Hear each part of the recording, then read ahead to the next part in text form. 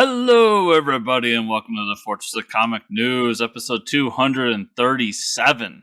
I am one of your hosts, Chris, alongside the triumphant return of Mike.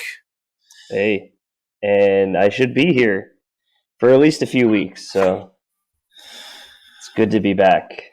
Well, back on the webcam, but not back in the States yet. Soon. I was going to say, how's the wonderful world of Europe?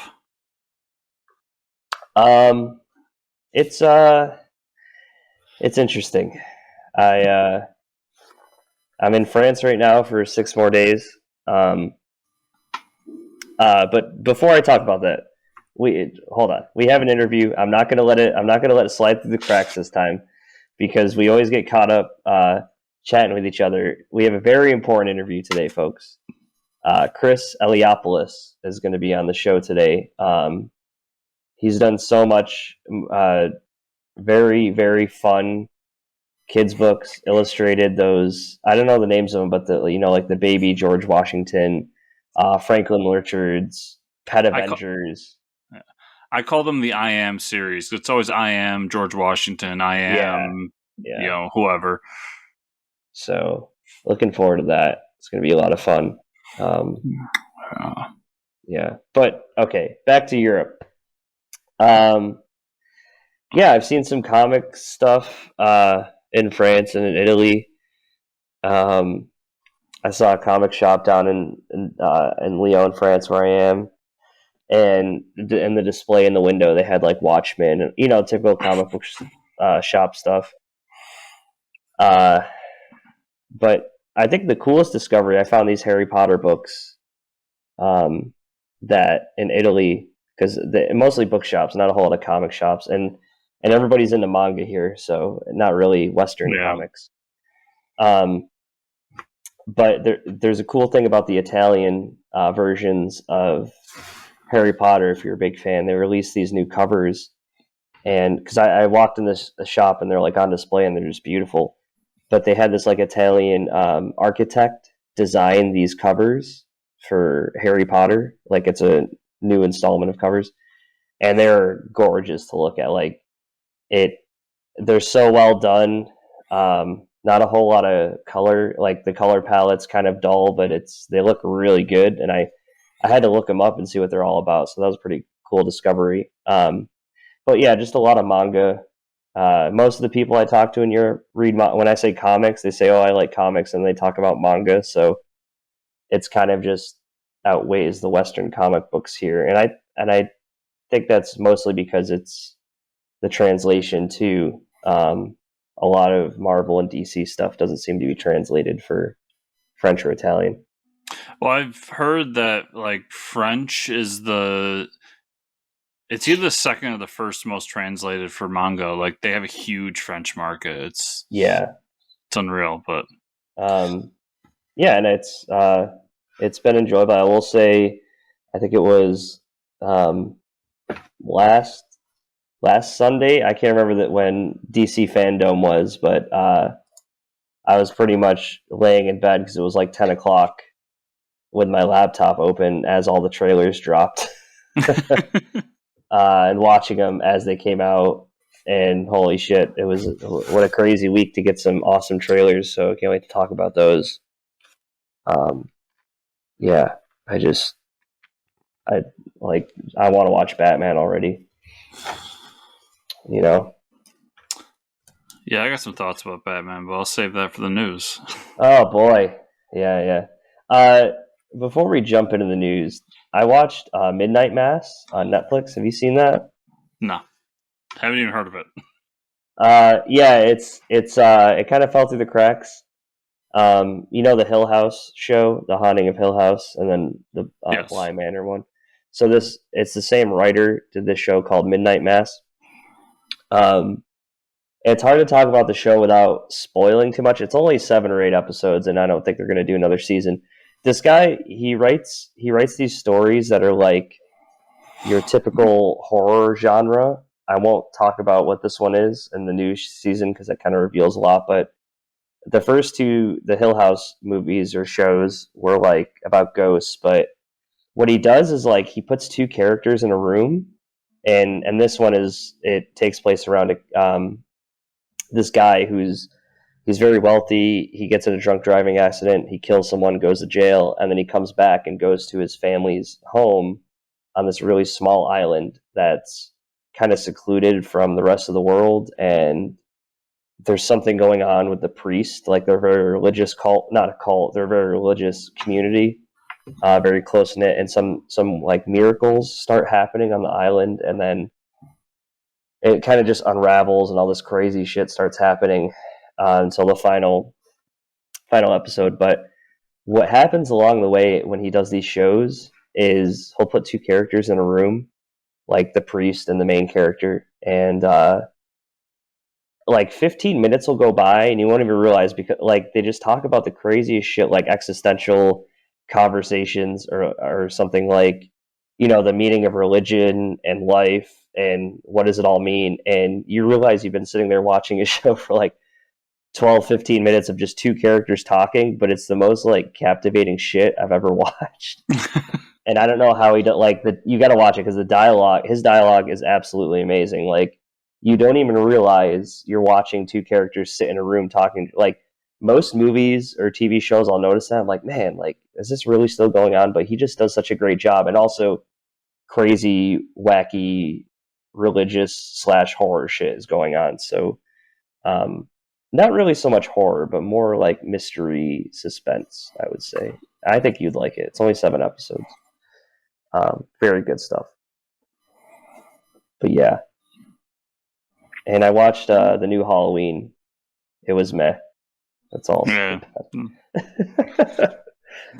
Probably gonna save you some time on there and give you the review ahead of time. Mm-hmm. I like those first, like the older Halloween movies. They're enjoyable, especially 3. 3 is just the best one. Just to piss all the Halloween fans off. Yeah. Great. That's the one without Mike Myers, everyone, in case you're wondering. But like, I didn't watch a lot of like the middle ones. Like, I've never seen Halloween H2O or any of that crap. Yeah, me either. But I watched the Rob Zombie ones, and I do not understand why people love those so much.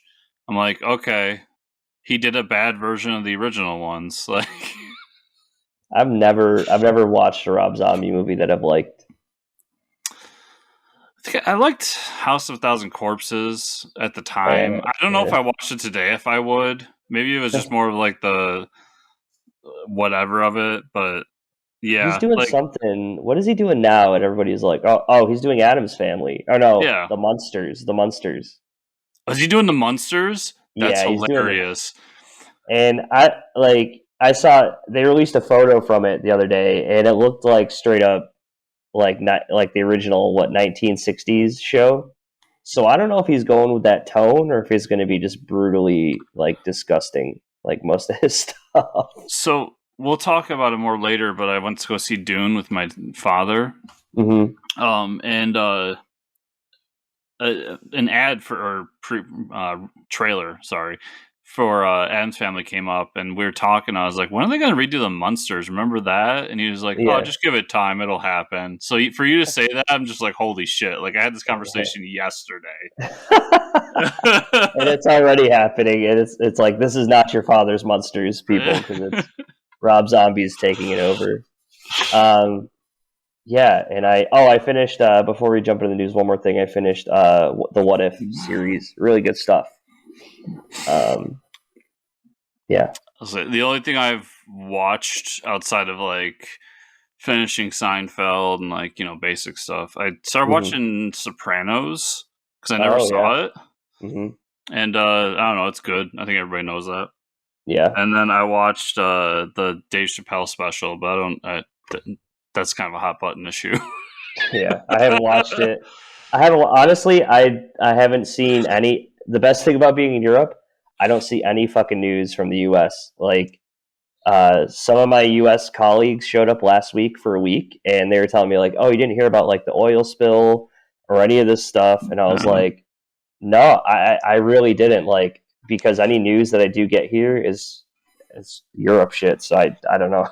What I'll say to you and anybody else is that I think the people that are criticizing it are getting it wrong.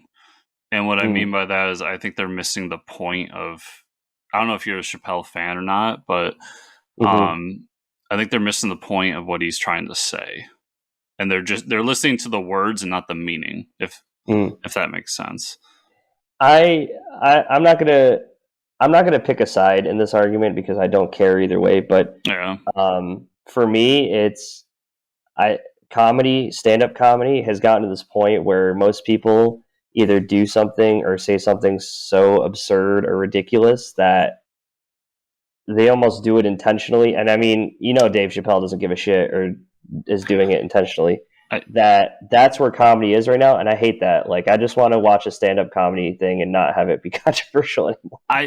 Well, see, here's the thing: is I am a huge fan of like Carlin shit. Like, I love stand-up comedy. I have for a long time. Like, Carlin got arrested for the shit he said. Yeah, right. Like, I want everybody to remember that. Like, he was not some uncontroversial person. Like, he was literally in jail for the 7 things you can't say on television. Like, that's shit that happened. So, but I think at the end of the day, what I'm saying is I think a lot of the people that are mad about it, like, didn't watch it or didn't listen to it at the very least. Like, because he says a lot of positive things about these communities, and I think that was missed in a lot of the coverage. But we can get away from that. But I just think people should at the end of the day, everybody is saying Dave Chappelle's name again. That wasn't saying Dave Chappelle's name 3 months ago, so he's going to make another $20 million off of it. Oh, yeah. He's already, well, it came out. He made back every penny plus some what he lost on Chappelle's show. Yeah, it's like that's the thing. It was like, whether or not you agree with him or not, everybody's talking about him. So yeah, it's news. Honestly, it's a good special. I'll end up checking it out. What I am excited about is Masters of the Universe, because Netflix finally announced it's coming back. The second half of the first season will premiere on November 23rd. Oh shit! I know what I'm doing on Thanksgiving. Hell yeah! And did you watch the first half? Oh yeah, I loved it, dude. I listen to the soundtrack like all the time. Oh really? The soundtrack is fucking amazing. What's awesome about that is I think it's our next thing, but the next thing we're going to talk about, which is the Hawkeye series, comes out on the 25th, I believe. So yeah, I'm gonna have a good weekend that weekend. Yeah. Oh yeah. Marvel releases a new trailer for the upcoming Hawkeye series. I didn't actually watch this one. I saw the first one and I didn't need to see any more, so I'm going in. That's it. This one felt like more one they could play during football, or it felt like a commercial. Okay. But yeah, it showed more of the same. There was some new stuff in it, but it looks really great. I love the aesthetic. They actually got a Christmas Carol as the song that goes through it. Nice. I keep saying this, but I mean, it keeps being true. Never thought I'd be excited about a Hawkman thing, or Hawkeye thing, but here we are. And a Hawkman thing, damn.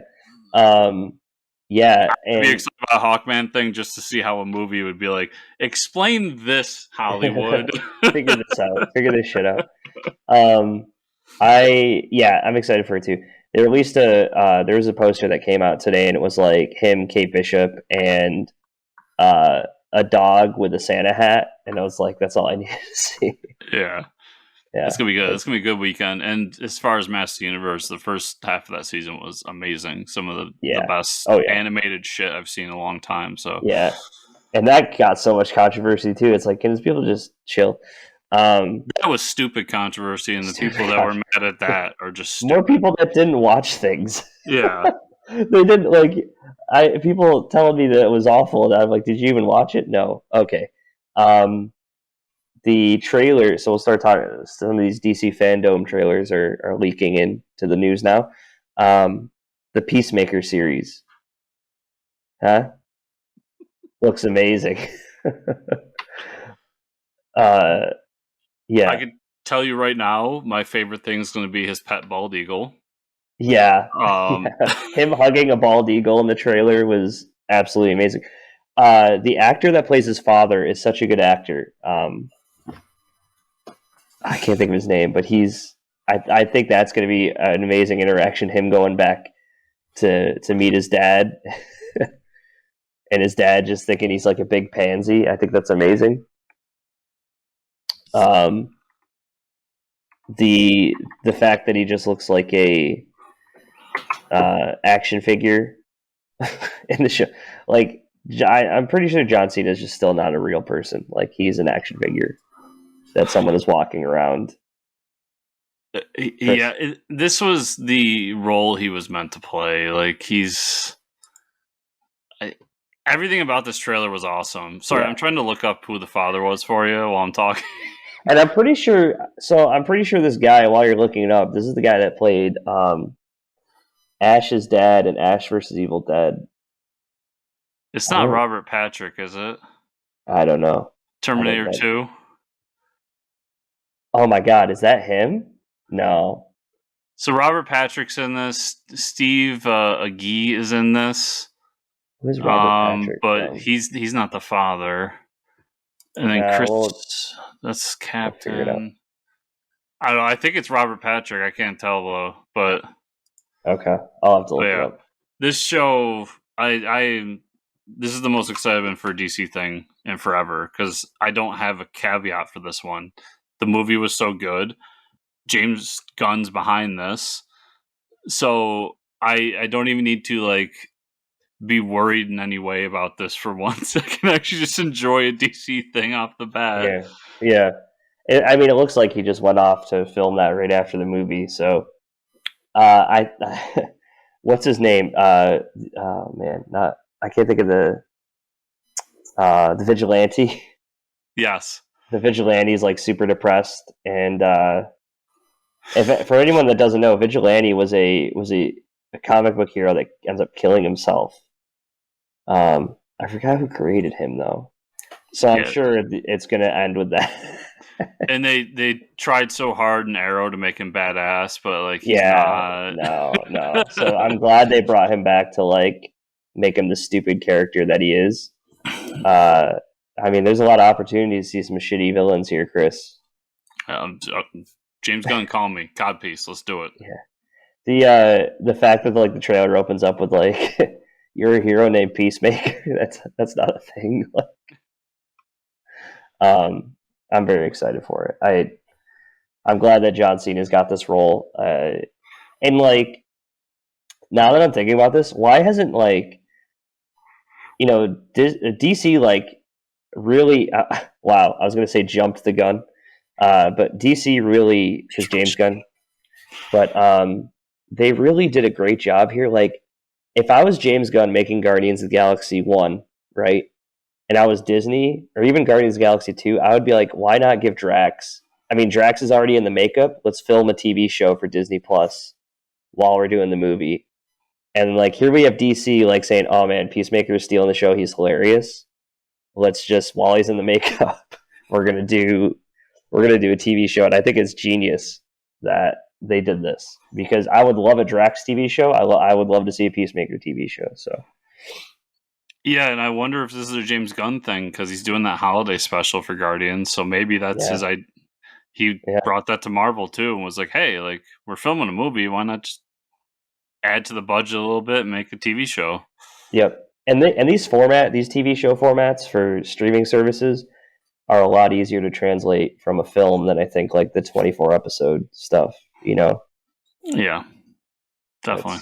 We're going away from that, but okay, movie news. So Marvel Studios announced and later confirmed by James Gunn himself that Will Poulter will be playing Adam Warlock in Guardians of the Galaxy Volume 3. So yeah, excited for that. Adam Warlock's the villain. I know people have been waiting for him for a while. Will Poulter is the kid from We Are the Millers. Yeah. I just realized that. I love Adam Warlock. I am excited to see him in the MCU. I'm a little depressed that he didn't get like a shot to be an Endgame or something, because his history is so connected with the Infinity Stones that it's going to be weird seeing him on screen and having nothing to do with Infinity Stone or Infinity Gems or whatever you want to call them. Mm-hmm. But that all aside, I'm so stoked that he's going to be in this movie. Like, Adam Warlock's just a great character, a super complicated, messy character, but I still love him. Yeah, and Will Porter has a very punchable face, so it's one of those faces that really just piss you off. Yeah, I'm sure like everybody else, he's going to beef up to no end, and yeah, he's going to be the one doing the punching soon. Yeah, pretty much. Yeah, so DC Fandome opened up the treasure trove for us last week, and we got so many awesome trailers. Okay, what do you want to do? You want to save the Batman one for last, Chris? Because I know you're going to disappoint me here. I don't think I'm going to disappoint you that much. Okay, Shazam 2 first look. That looks fun. Oh my god, I can't think of the actress. That's a big name. That's in that movie.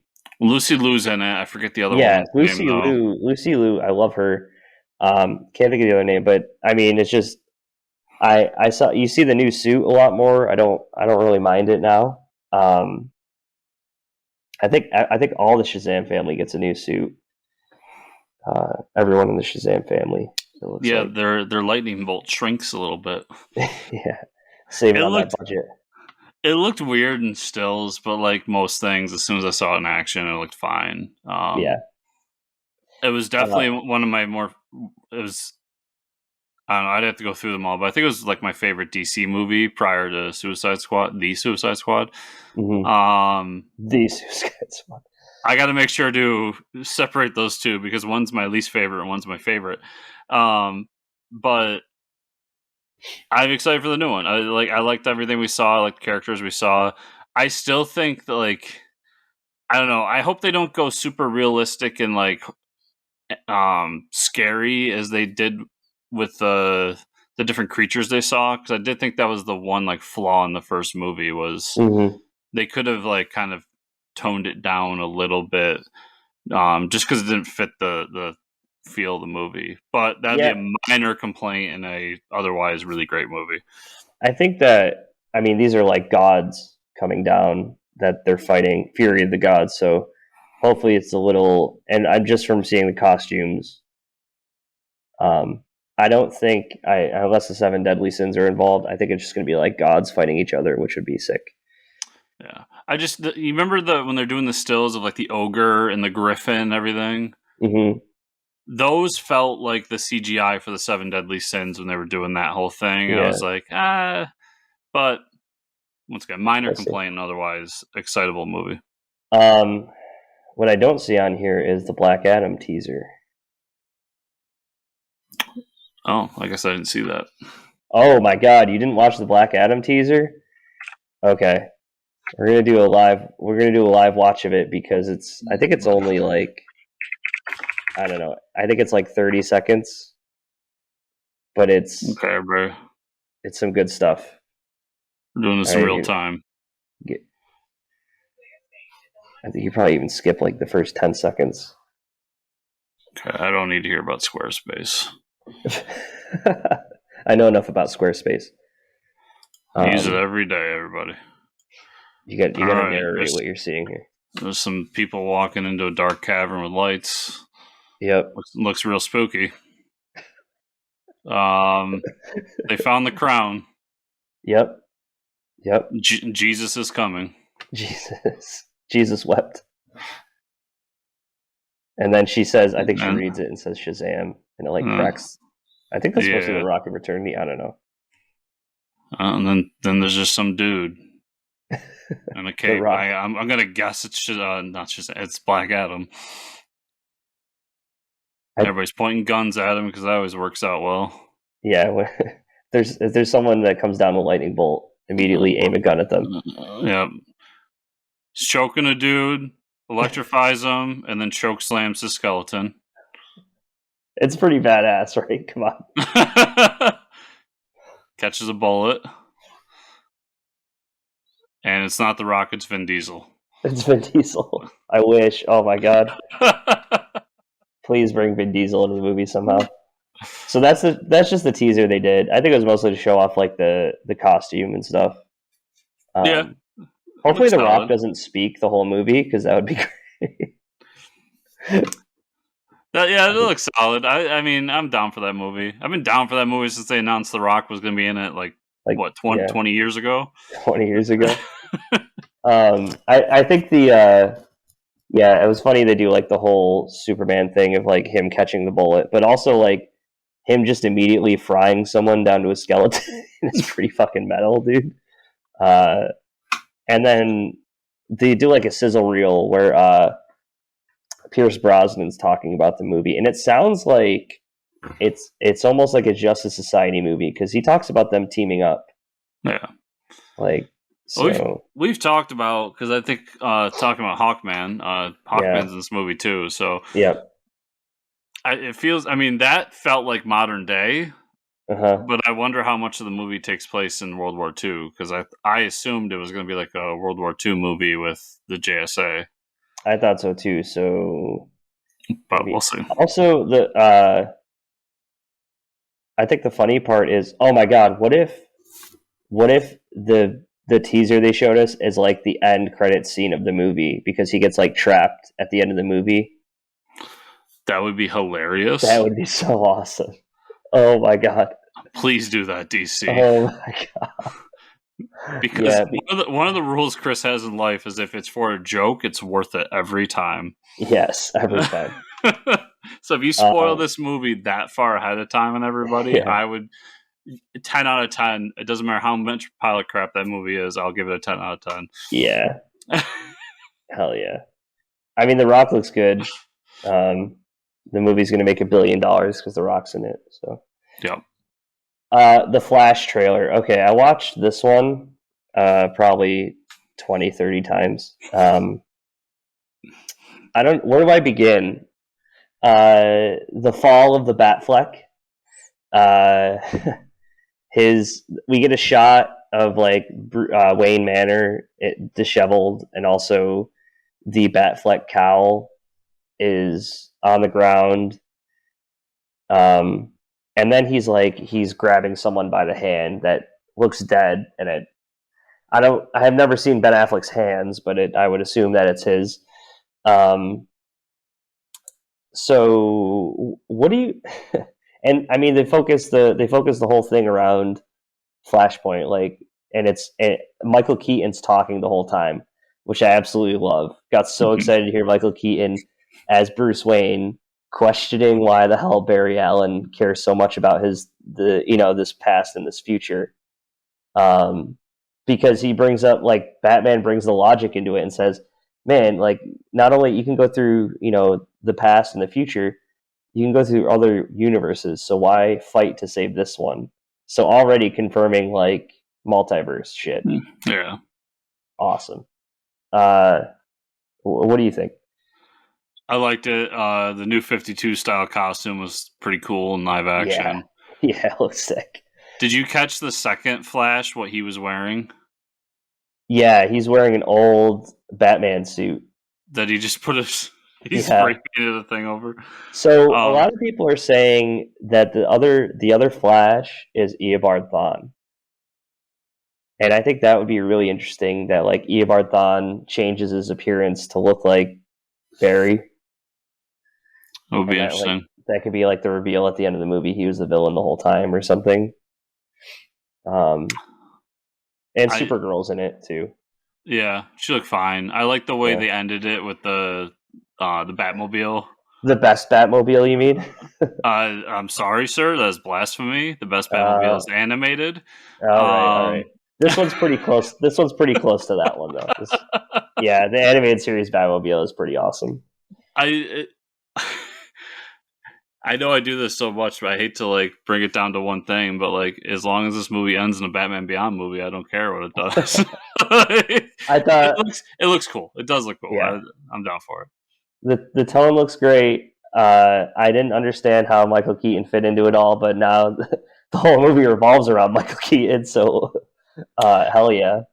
Yeah, that's why I feel like there's got to be more for Keaton after this. Like, unless he really just wanted a swan song. Which maybe he does, I don't know, but they're hyping him up a little too much for it to just be a one-time thing, or even like a one-scene thing. It's got to be he's a major part of this movie. There's something. So there's a little speculation going on the internet, and it like came up in a Michael Keaton interview where I don't know if he alluded to or mentioned that like him and Batfleck have a scene together in this movie. It's not like Ben Affleck in the movie is not just him dying. Like him and other Batman might have a conversation, and that gets me pretty hyped. I don't know. I don't know where this movie's going to go, and I don't know. That house looks a lot like the house from the Flash, CW Flash. So, I mean, they could do anything with the multiverse, and well, he's going to go back and save his mom. That's what's going to cause this whole thing. They're going to do the Flashpoint thing. If they don't give Grant, and mind you, I know both of us are off this show and that network for pretty much. Right. But if they don't give Grant at least a cameo, I mean, what the fuck? Like this dude put in work. Yeah, my issues with that show aside, like later on with that show aside, that dude was holding the torch for a character nobody cared about, right, for a long time. So he better be in this movie, at least for a cameo, at the very least. Yeah, I think that would be it. I mean, they did it with what's his name on the TV show. Yeah, I mean, he should get a chance too. He really should too. Yeah, so I think they should. Either way, it gets me super excited. I'm actually going to go back and watch Michael Keaton Batman movies. Yeah, I've been thinking about doing that too. But I just want to say too, I'm still pushing for Vinny Chase to get his cameo in Aquaman. Make it happen. Make it happen, Vincent Chase. Okay, Batman trailer. I watched this about 20 times. So before we talk about the Batman trailer, hopefully DC comes out and says, this is the DC Cinematic Universe Batman, one of these Batman. Mm-hmm. Because we don't have a Justice League Batman right now, unless it's just going to be Keaton. So, I don't know. I think this is going to be their Batman moving forward. But, quick story too, back to Dune. Uh-huh. They played not this trailer, but the other trailer before Dune. And my dad was like, oh shit, they're doing another Batman movie. Okay. He goes, and he looks at me and just goes, I really like the guy that got to play him in Justice League, Affleck. Yeah. And I said, yeah, me too. Unfortunately, he's out. And he's like, wait, what? So who's playing this Batman? And I said, it's the guy from Twilight. And he just looks at me and goes, shut the fuck up. No, they're not.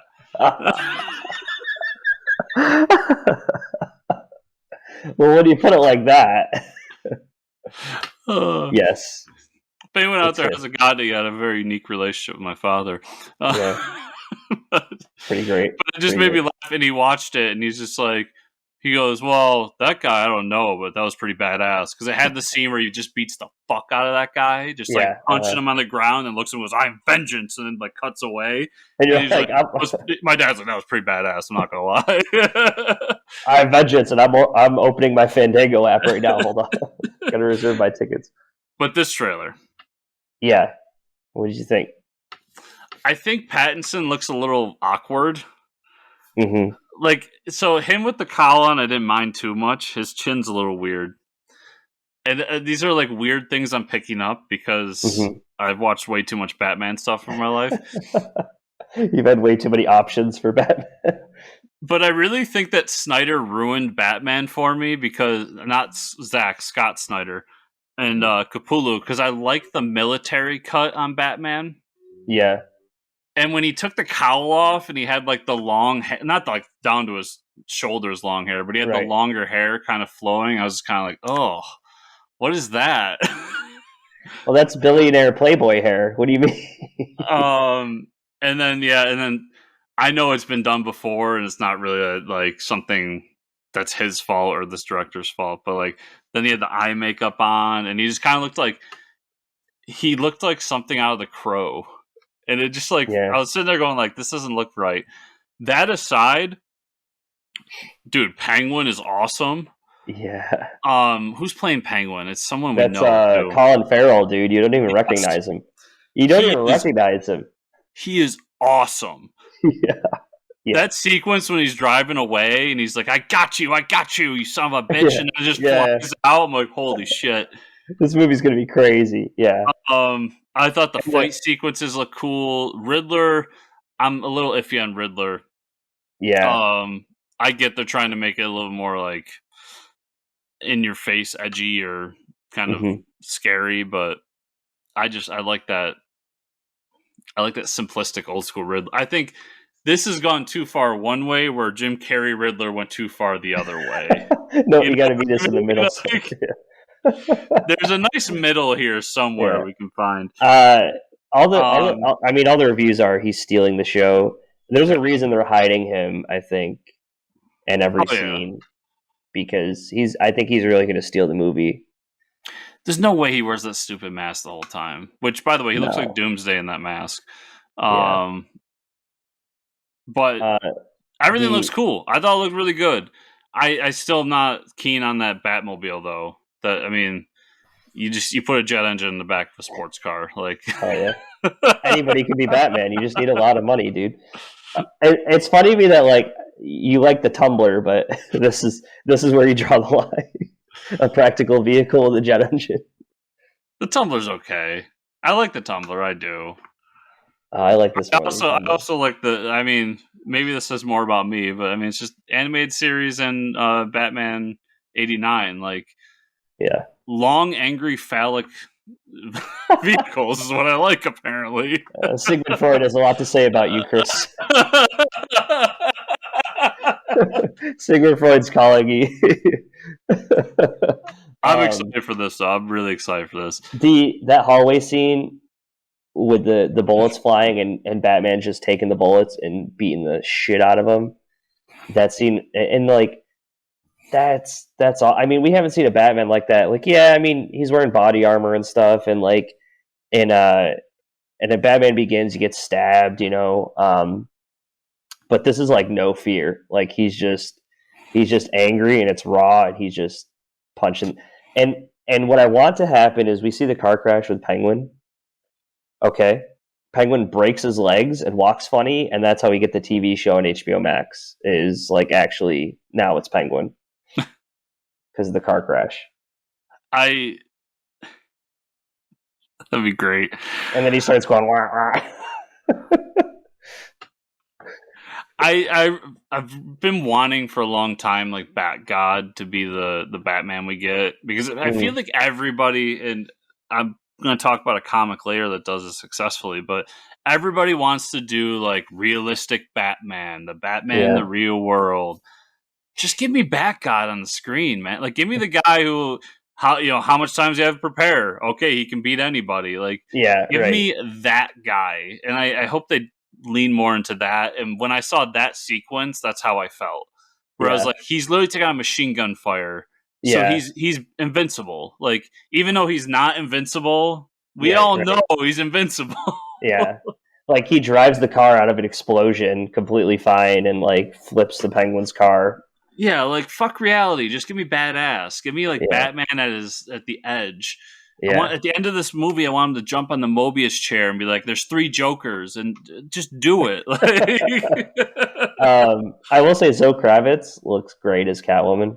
Yeah. I think she looks great. Who do you think is in jail? Because remember he's in jail, he's talking to somebody? Yeah, he said, what did you do? I don't know, man. You think it's Joaquin Phoenix? No, I think it's Harvey. They mentioned Dent multiple times. I think that's Harvey Dent. Oh. Damn. You think he shoots someone?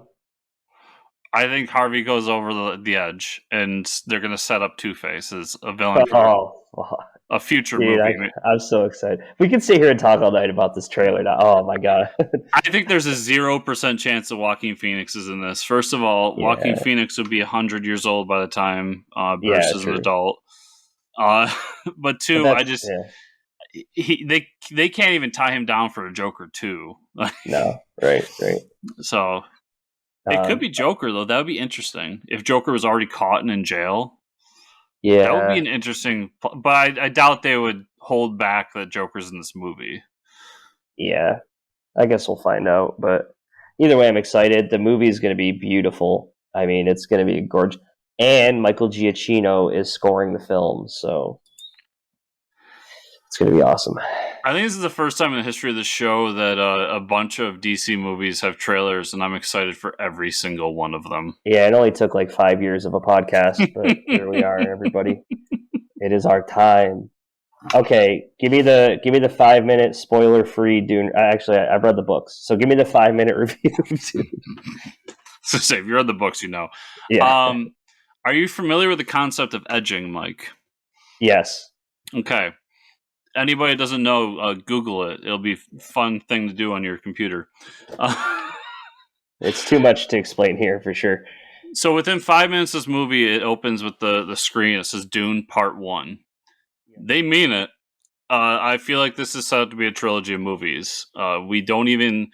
Anybody that's familiar with the books, it ends with Paul meeting the Fremen and basically proving himself and going on with them. So that's like barely a third through the first book. Yeah, there's a bit... Well, that's where the time jump happens, so... Yes. Mm-hmm. So there's at least one more movie coming. I think this is going to be a trilogy. They could do that in 2 movies. I feel like if he's at the Fremen, I think they could finish that in another movie. They could. The pacing they went with, I get the feeling it's going to be 3. So the pacing is very. So going back to Edging, it's a great movie. You're constantly satisfied. You're glad it's happening, but there's no climax. And that's because like we get through a lot of the moments of the movie or the book that's kind of setting up where Paul's going to be and who he's going to be as this messiah to the Fremen. And Batista's great. Pretty much everybody in it's great. Oscar Isaac is phenomenal as Paul's dad. I love everything about it, but I get the feeling I'll be surprised if mass audiences like this because it's very faithful to the book. It does take a lot away from it. Like a lot of the sequence when they're on Arrakis, whatever it's called. Arrakis. And they're like just getting there and figuring things out and all the kind of interplay that happens there. A lot of that's cut. And it makes sense because a lot of it's just scene, like, dressing.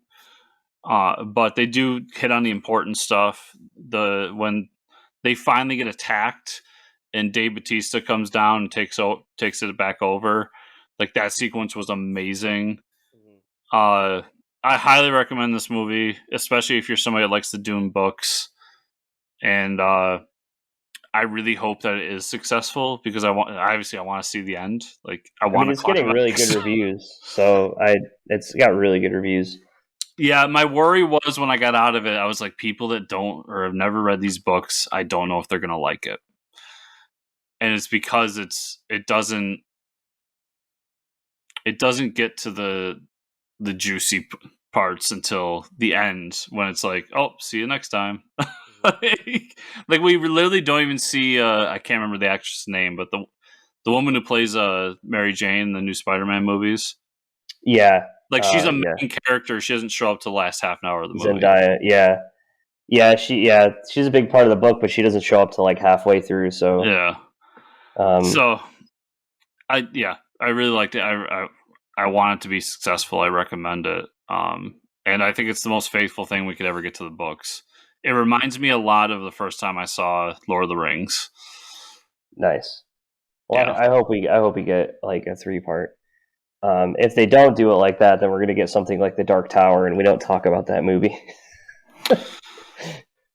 Yeah, that's my big thing. It needs to end. And the kid who plays Paul is phenomenal. Yeah, I saw some of the people I went with were complaining that he was a little robotic, but like Paul is robotic. Paul is this like, he's the Messiah. Like he's Muhammad. He's Jesus. That's who he is. And so the way he presents himself throughout the movie was perfect in my eyes. And yeah, it's really, really good. Awesome. I'm going to see it at the end of next week. I don't get HBO Max in Europe, even though I pay for it. And I'll say this too: I'm really glad I saw it in the theater. Yeah, I know that can be overdone, overplayed, but I'm really glad this one I did. Yeah. All right. Well, that being said, let's get to this awesome interview we have with Chris Leopoulos, and we'll see everybody on the other side. All right, and we're back. We're back. We are back. It's very late at night here in Europe, but we're back. We're doing this. Chris Eliopoulos. I mean, I could have been in bed right now, but I don't want to be in bed because I'm so excited after that interview. I'm not going to be able to sleep for another hour and a half. What a good dude! I was so happy to finally talk to him, and and a coworker of the Meltz himself, Brad Meltzer, the writer of like one of the best comic book series of all time, Identity Crisis.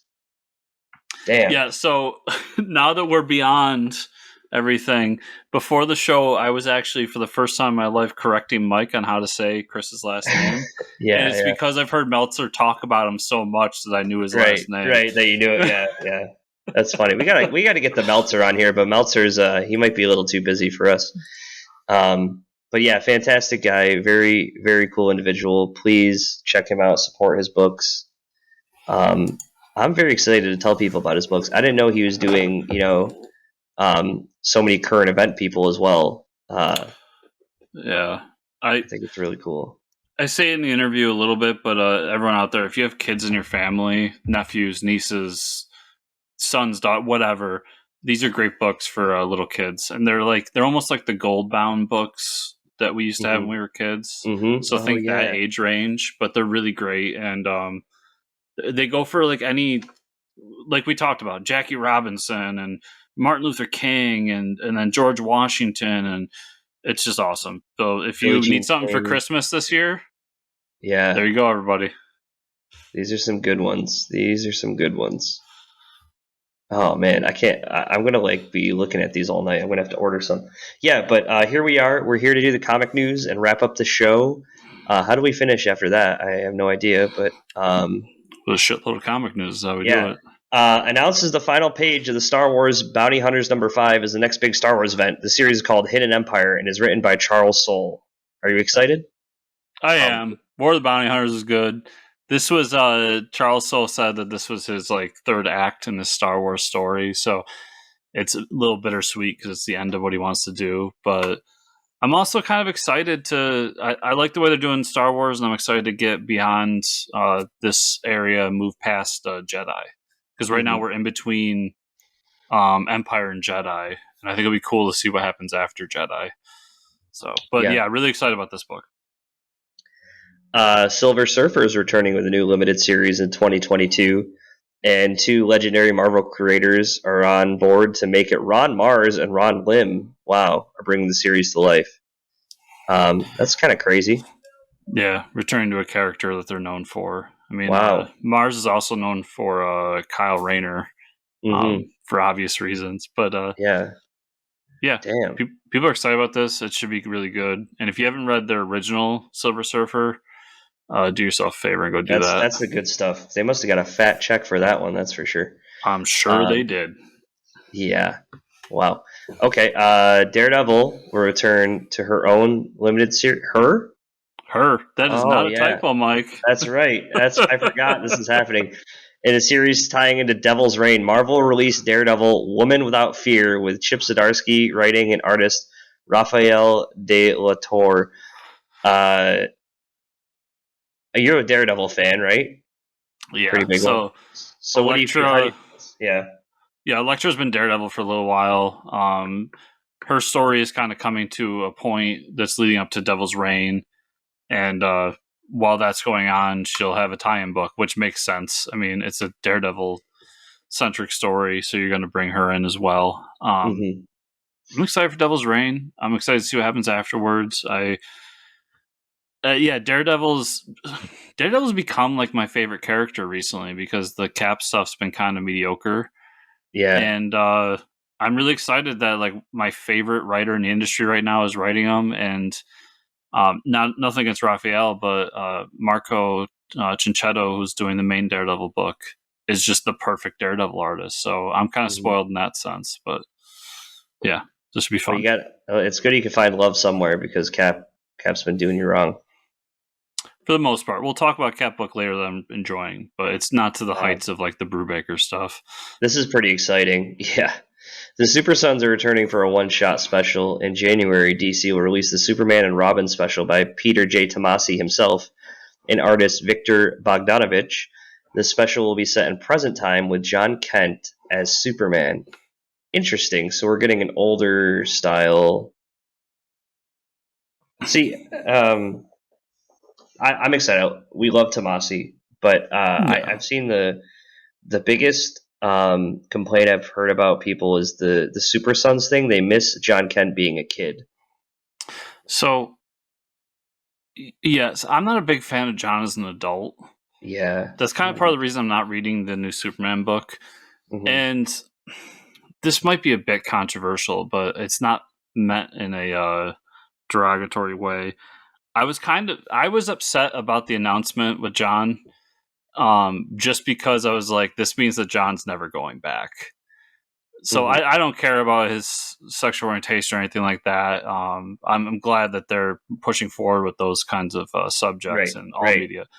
But I was just sitting there going, like, this means that John's never going back to a kid. That means we're never getting the Super Sons kids anymore. Yeah. So, but at the same time, if you read the Digital First Super Sons book, it was literally like them telling stories of back in the day. So they could always do that. I understand that too. Yeah. But I do miss John being a kid and him running around with Damian doing kind of kid stuff and Damian being a dick and yeah. So I'll pick this up because Tomasi's an awesome writer and he's been on this series since its inception. So I want to see him handle the older John Kent. Maybe I like Son of Kal-El with Tom Taylor. Mm-hmm. But I would be interested to see Tomasi. It's not as lighthearted as I thought it was going to be. And I'm missing that with Tomasi, I think. I will say it'll be interesting to see how he handles that because this is a thing that is only done in comics. It could be done other places. But what happens when your best friend just kind of ages up to 21 or however old John's supposed to be, and you're still a teenager or preteen? Yeah, right. Yeah, he went away to Legion, and now he's back, and he's like 20 years older. Yeah, it'll be there's some cool story ideas there, so I'll check it out. DC's making a change to their ongoing Catwoman comic series. I know you're all surprised. Once Marvel exclusive writer Tini Howard and artist Nico Leone will take the series over in 2022. Okay, Tini Howard, pretty big name. That could be a little good comic they got going on there. Yeah, she's a great writer too. Yeah, I like her work. Yeah, for sure. Someone's gonna have to come out and tell me that Catwoman, like, it's the next whatever name big book here. Yeah, I still won't pick up a Catwoman. I won't do it. I really won't. So unless I hear it's just phenomenal, like it's awesome, you have to read it. I don't think I'm going to do it, but good for Teeny because Teeny deserves all the stuff. Yeah. Garth Ennis returning to DC Comics with a one-shot comic. In 2022, Garth will team up with artist Gary Brown for Peacemaker Disturbing the Peace. One shot will take a look into... Man, they really tried hard with that one.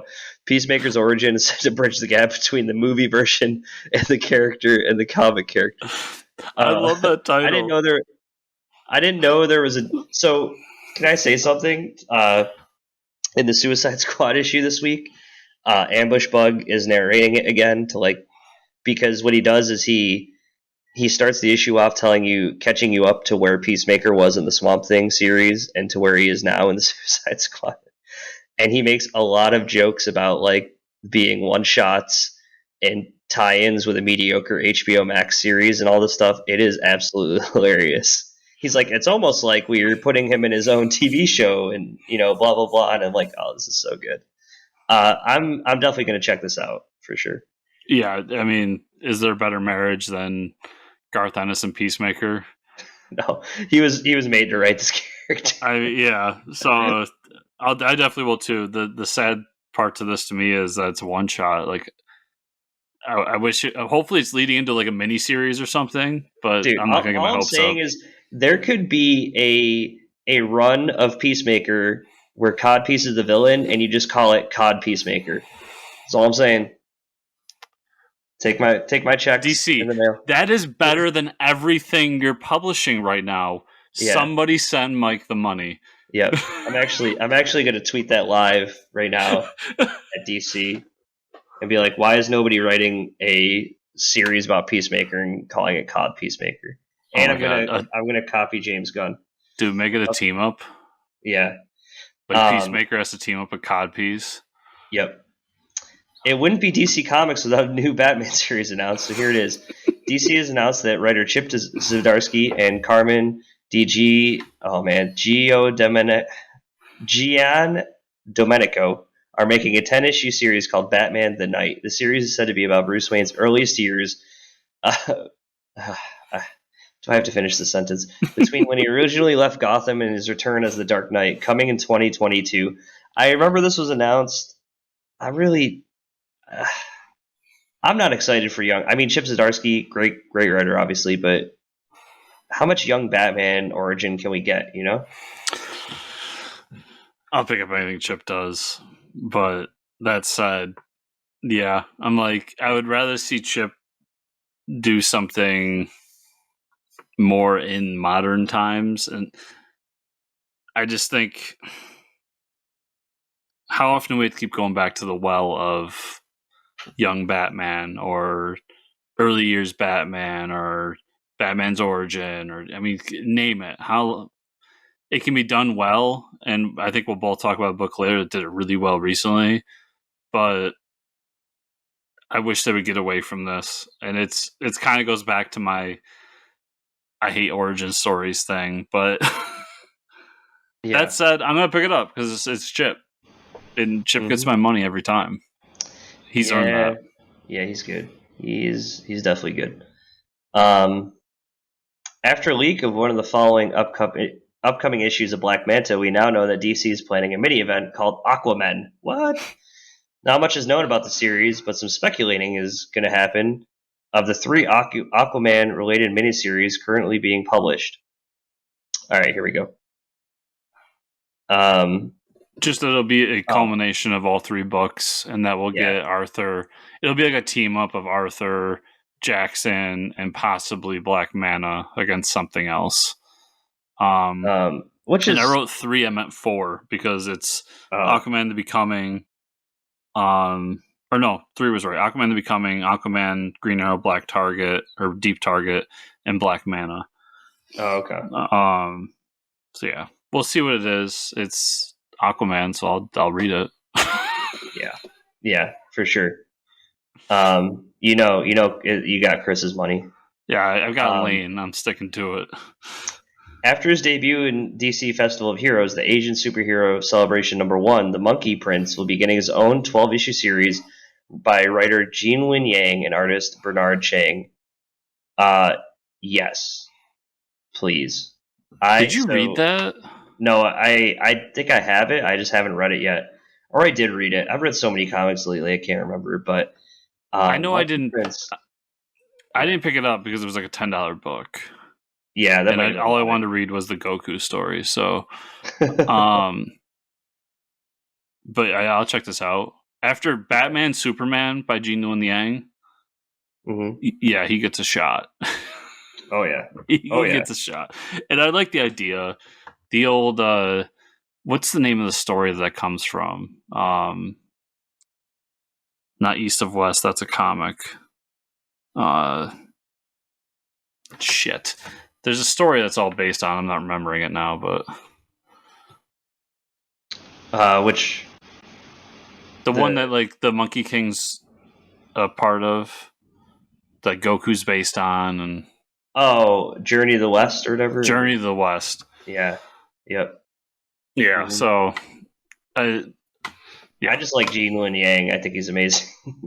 He is, and I like the character. I mean, the character, I think the character here is the basis of not every, but a lot of stuff that we like in from Japanese and Asian culture, starting and probably ending with Dragon Ball Z. So, of course, I'm going to check it out. Yeah. January, DC will publish a new event comic, surprise, from writer Brian Michael Bendis and artist Scott Godlewski. The series is called Justice League versus the Legion of Superheroes. It's said to be a preview of Darkseid's plans we learned about during Infinite Frontier and an extension of Bendis' Legion series. I kind of just wish Bendis would focus on one thing, because it just seems like he's doing a bunch of other things, and it's just a big cluster of stuff. I think he's trying to wrap up his stories so he can leave DC. That's my feeling. He never ended his Legion book. So if he doesn't answer what the fuck a Gold Lantern is in this, then I'm going to find him. Be like, tell me what a Gold Lantern is. I'm going to find him and beat it out of him. You will tell me. Who is he? Because I get the feeling that he's just going to go off and do his own thing after maybe not directly after this book, but after he finishes his story. Yeah. He just wants to get out. He wants to get out with his money and as little effort as possible. Well, he's no longer on exclusive contracts. He's not making those buku bucks anymore. This is a great way to end it. DC has announced not only is Mark Waid returning to the company for a new story, but it'll be World's Finest. The story is to be drawn by Dan Mora and will start up as a backup story in Detective Comics 1050. So that probably means I'm going to have to start reading Detective Comics. But okay, you can let me know about that. Yeah. Hopefully they collect it after or something. I'm sure they will, and that's when I'll pick it up, because I am picking up Detective Comics. I'm just gonna breeze through my comics because I missed last week. Dark Ages #2 was good. Justice League Last Ride was good. Army of Darkness number 1979. It's the Warriors. It's the Warriors meets Army of Darkness in New York City. Read it if you like Army of Darkness. Shang-Chi is now Shang-Chi versus the Marvel Universe. He's taken over his father's crime syndicate, but now he's trying to make it good, and the Avengers don't believe him because he's holding onto the Cosmic Cube.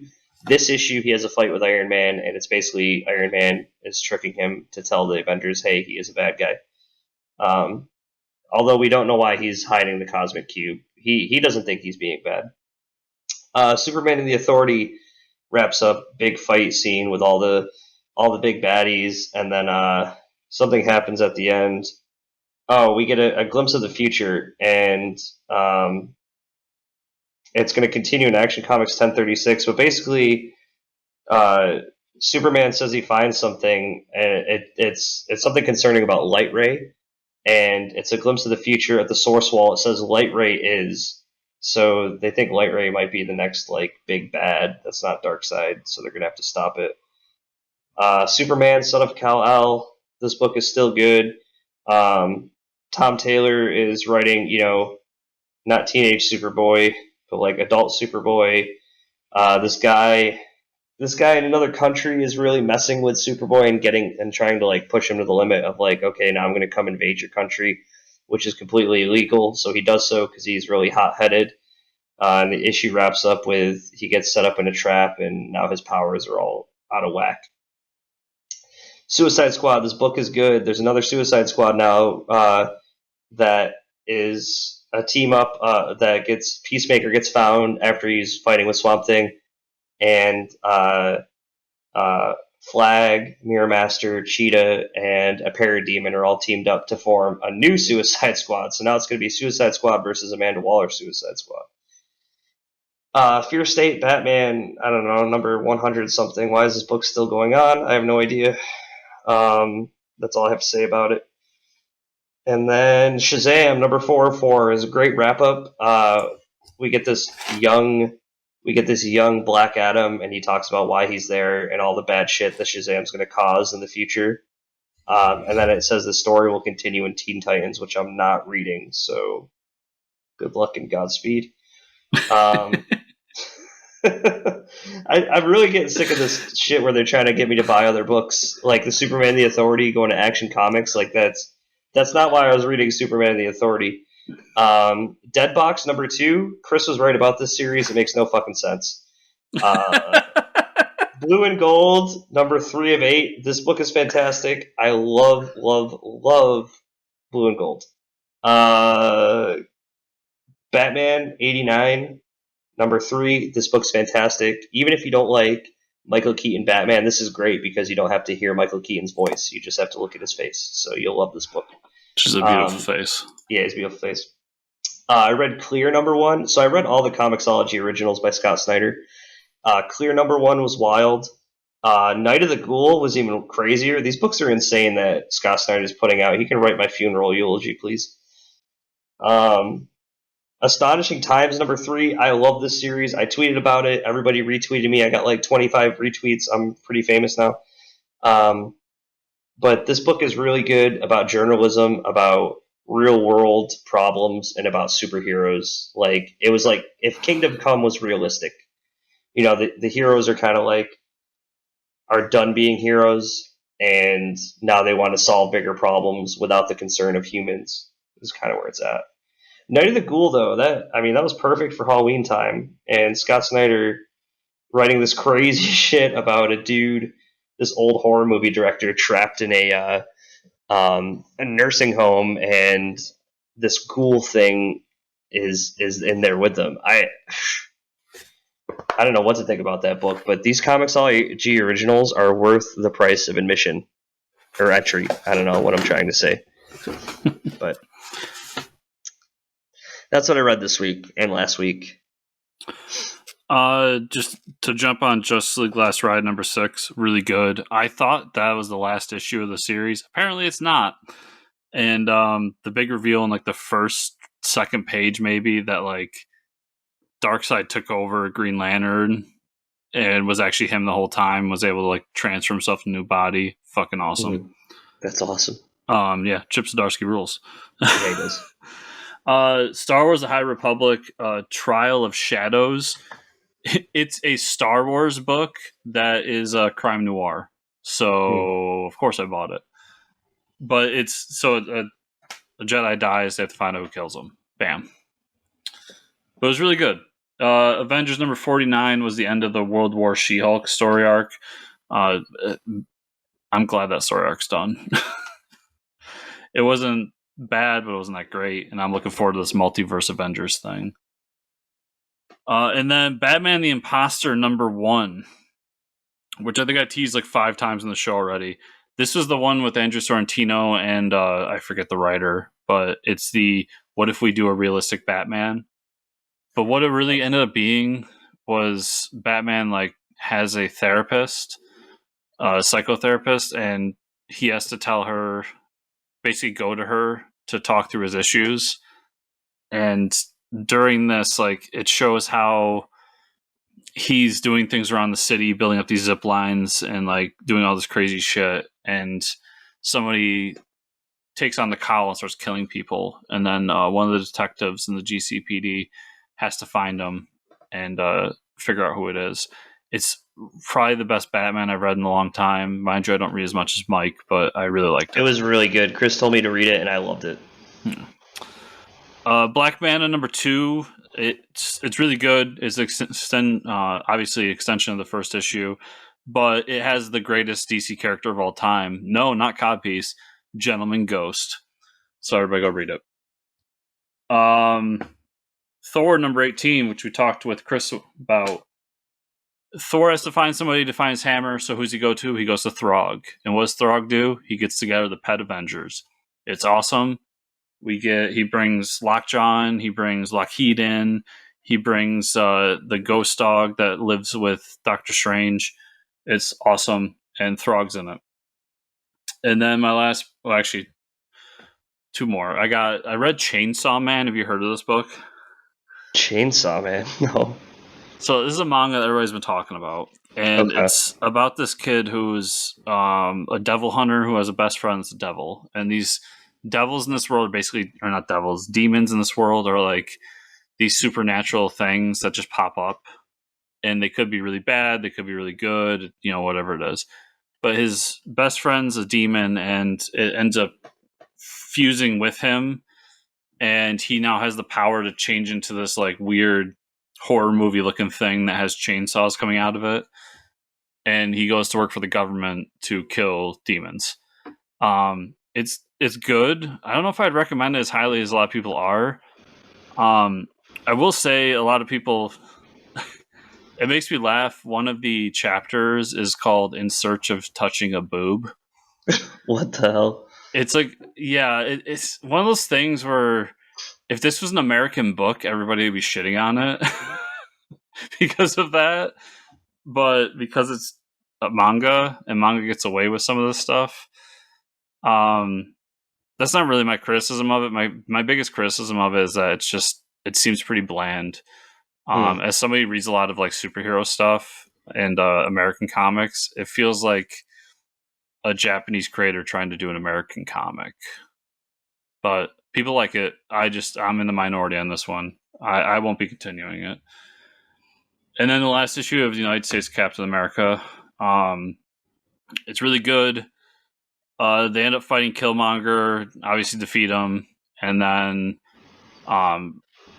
they get together this big network of Captain Americas and show them off to the world, announcing that now, kind of like Batman Inc., like there's Captain Americas all over the United States now. The cool thing about this issue was Bucky gets back in the suit, which is the first time Bucky's been in the suit since Brubaker's run that I can remember. Mm-hmm. And Killmonger's in like the original Killmonger suit. Nice. With the fucking stupid looking KKK hood and everything. Oh, no. And it was an epic scene when he pops out. Amazing. Really well done series. If you like Cap, it's hands down the best Cap we've gotten since probably Remender was writing it. Which feels like forever ago. That's all I had. So, Mike, where can people find you on the internet? You can find me at Fortress Ricker. Where can they find you under the show? You can find me at Fortress Chris, and they can find the show at FortressComics_ or at FortressComicNews.com. Remember, everybody, to like, subscribe, share, comment down below on the YouTube. And if you are listening to this on whatever podcatcher you use, to give us a 5-star review or whatever review system the podcatcher uses. If you want to go the extra mile, patreon.com/FortressComics. Thank you all so much for listening, and we'll see you all here next week. Bye-bye.